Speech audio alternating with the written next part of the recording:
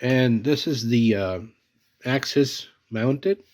I got the stepper motor um, mounted on its bracket. I got the screw and the nut and the bearing at the other end. And I got a pair of over treble limit switches, one on each end, and they both wired to the PLC IO, which is bit 0 and 1. And you can see in the project I have the SMD 23E added to the Ethernet IO block, and I just wrote a couple subroutines in text language format. One is jog motor, which basically takes 4 attributes, which is a speed, acceleration, deceleration, and direction, and then sets the proper bits on the IO of the stepper motor. So like if it's counterclockwise or clockwise, and then since the speed it's set in 2 different words, it needs to do a division and then a modular division to accommodate the speed into the proper locations for it. And I'm trying to find if I can see the C minus speed. I don't think I'm operating anything on acceleration, deceleration. It's just a speed, and that's it. Direction, speed, pretty much. And preset motor also takes a position and then does the same, and then sets the bit, the value, whatever you pass into it, into the proper words.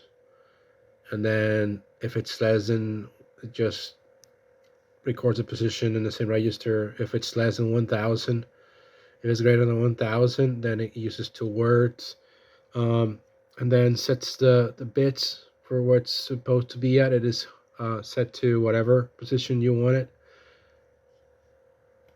And let me see the other step motor, which also just toggles to 0 the direction bits once you stop it. And the main routine here, when it first boots up, it just sets the stepper motor into run or command, and then enables the motor, and also resets whatever fault occurred when booting up. And there is a heartbeat for the motor. The motor, it's pulsing a bit. You can see it here in this word. The strobe bit is this here. That's a heartbeat. 0, 1, 0, 1. That's like I think 0.5 hertz. So that's why I have these 2 timers to make sure the heartbeat is on. So if the motor is not connected, you get this enabling, which is the sum of all the faults and the enables and the heartbeat. Everything is here. So the only way to jog the motor is if this is true, right? And they have these 2 bits that will turn the motor in the clockwise or in the counterclockwise until the limit switch is made. And if the limit switch for CCCW is made, then that's 0 right here. So if you travel this direction, this is 0. So it's gonna be plus, and then 0 starts here, right? So let me just toggle that now. So I'm gonna go back. So that's counterclockwise here, that bit. Let me just toggle it.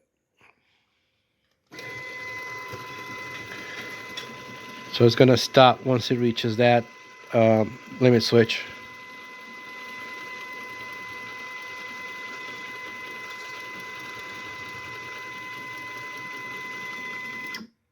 There.